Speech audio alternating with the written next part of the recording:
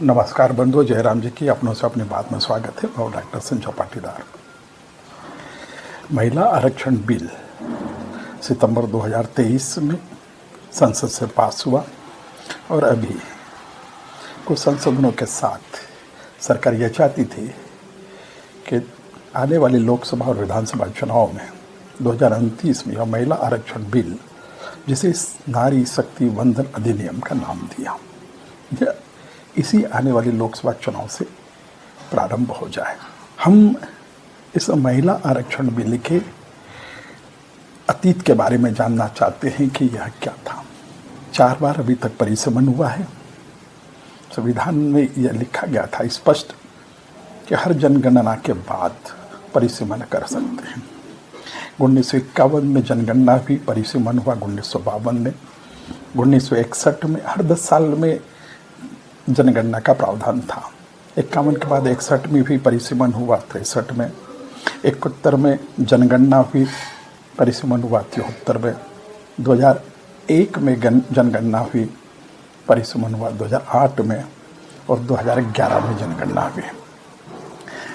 अब अगर जनसंख्या के हिसाब से प्रतिनिधित्व देखें तो 1951 में 36 करोड़ पॉपुलेशन थी, 1971 में 55 करोड़, 2001 में 102 करोड़ और 2011 में 121 करोड़ था।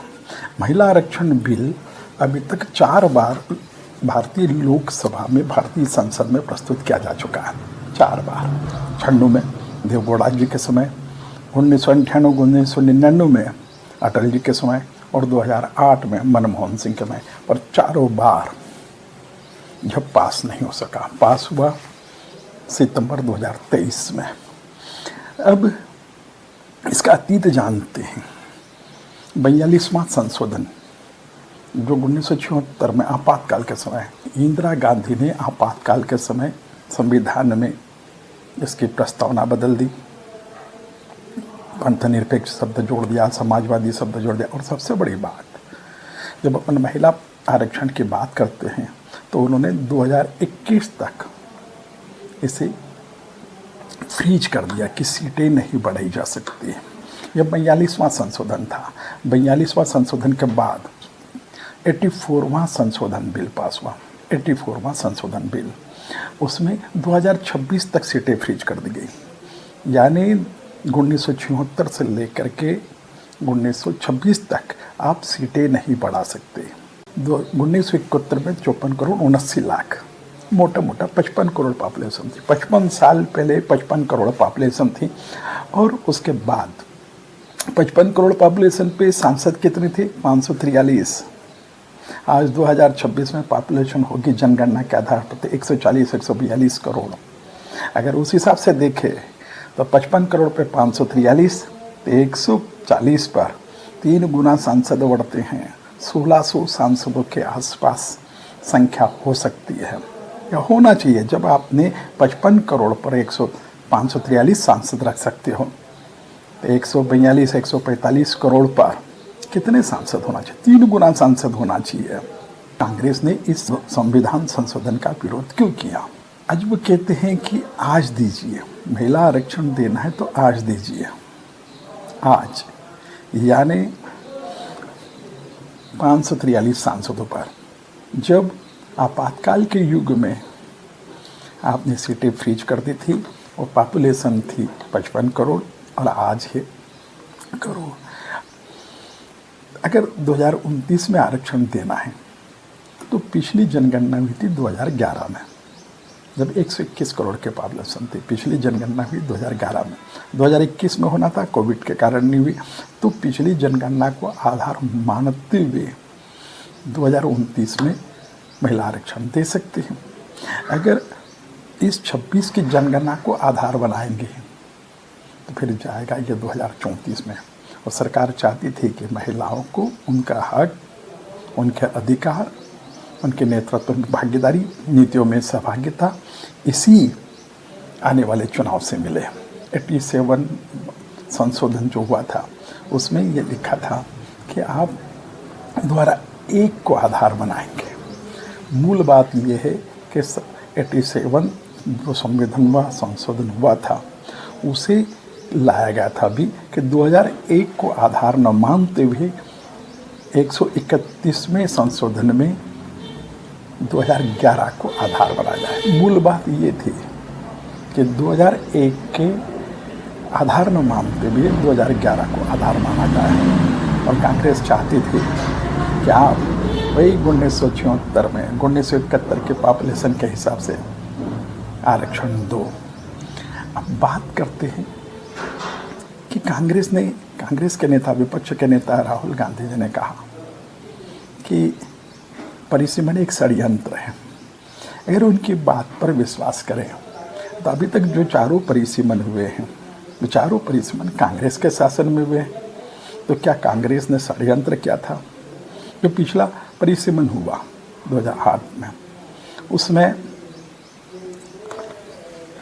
खरगोन लोकसभा की बात करें, मध्य प्रदेश छत्तीसगढ़ अलग हुआ, एक सीट आदिवासी की बढ़नी थी। कमलनाथ ने षड्यंत्र रचते हुए खरगोन लोकसभा अगर इंटैक्ट रहती तो आज सामान्य रहती, परंतु इसका विभाजन किया, बड़वानी अंजड़ को जोड़ा, आदिवासियों की संख्या बढ़ाई, अपनी छिंदवाड़ा सीट बचा ली। राहुल गांधी की बात का विश्वास करें तो क्या कमलनाथ ने या कांग्रेस की सरकारों ने षड्यंत्र किया? अखिलेश यादव उन्होंने इस बार लोकसभा में कहा कि मुस्लिम का भी आरक्षण होना चाहिए, ओबीसी का भी आरक्षण होना चाहिए। ये तो उसी युग में ले गए, अंग्रेजों के युग में। कम्युनल अवार्ड यानी मुस्लिमों को अलग से आरक्षण दिया जाए, सिखों को, पारसियों को, जैनियों को, अनुसूचित जाति को, अनुसूचित जनजाति को कम्युनल अवार्ड, कम्युनिटी के हिसाब से आरक्षण दिया जाए। और इसके आधार पर महात्मा गांधी ने इसका विरोध किया था, बाबा अम्बेडकर साहब और इन्होंने पुनः पेट हुआ था और कम्युनल अवार्ड का विरोध हुआ था और केवल अनुसूचित जाति और जनजाति को आरक्षण दिया गया। अब अंग्रेजों के समय से डिवाइड एंड रूल, वोट डालो राज करो की नीति पर चलते हुए अखिलेश यादव चाहते हैं कि मुस्लिमों को भी इसमें आरक्षण दिया जाए। मुलायम सिंह यादव ने जब पिछले आरक्षण बिल पेश हुए थे देवगौड़ा जी की सरकार में, अटल जी की सरकार में, तब कांग्रेस के सहयोगी सपा के नेता मुलायम सिंह यादव ने कहा था, महिला आरक्षण बिल का विरोध करते हुए कहा था कि युवा सांसद सीटी बजाएंगे। यह है महिलाओं का सीधा सीधा मांग कि महिलाओं को देख करके युवा सांसद सीटी बजाएंगे। लोग ने कहा है कि ग्रामीण महिलाएं कम सुंदर होती है शहरी महिलाओं की तुलना में। क्या है ये? वही मुलायम सिंह यादव है ने जिन्हें बलात्कार के केस में उन्होंने कहा कि लड़के हैं, गलती हो जाती है। महिलाओं के प्रति इन लोगों का, इंडिया गठबंधन के नेताओं का, ये इनकी सोच है। और 17 अप्रैल की बात करें तो लोकसभा का यह बिल अभी 17 अप्रैल मतदान में 54 वोटों से गिर गया। 17 अप्रैल लोकसभा की तारीख में काला दिन कहा जाएगा, क्योंकि डीएमके के नेता काले कपड़े पहन करके आए थे और उन्होंने इसे विरोध किया था। अगर डीएमके के नेताओं की बात का विश्वास करें, ये काला दिन है तो वास्तव में काला दिन है। तब जब 17 अप्रैल को 1987 को बोफोर्स कांड, स्वीडन के 64 करोड़ बोफोर्स की दलाली लेने के आरोप में राजीव गांधी पर आरोप लगे थे और प्रमुख समाचारों में छाया था। यही 17 अप्रैल 1998 को सीताराम केसरी ओबीसी पिछड़ी जाति के नेता को अध्यक्ष पद से हटाया गया था। 17 अप्रैल 1999 को अटल जी की सरकार को उड़ीसा के मुख्यमंत्री गिरिधर गोमांक, जो मुख्यमंत्री भी थे और सांसद भी थे, एक वोट से सरकार गिराने का पाप किया था। और 17 अप्रैल 2026 में महिलाओं के आरक्षण को, महिलाओं के अधिकारों को, महिलाओं की शक्ति को, महिलाओं के नेतृत्व आगे बढ़ने की ताकत को कांग्रेस ने रोका। यह काला दिवस। अगर कांग्रेस वास्तव में चाहती तो 2011 को आधार बना करके इसी आने वाले सत्र में, आने वाले चुनावों में महिलाओं को आरक्षण का लाभ दे सकती थी, पर कांग्रेस चाहती थी कि यह टले, क्योंकि महिलाओं के विरोधी हैं। बहुत बहुत धन्यवाद।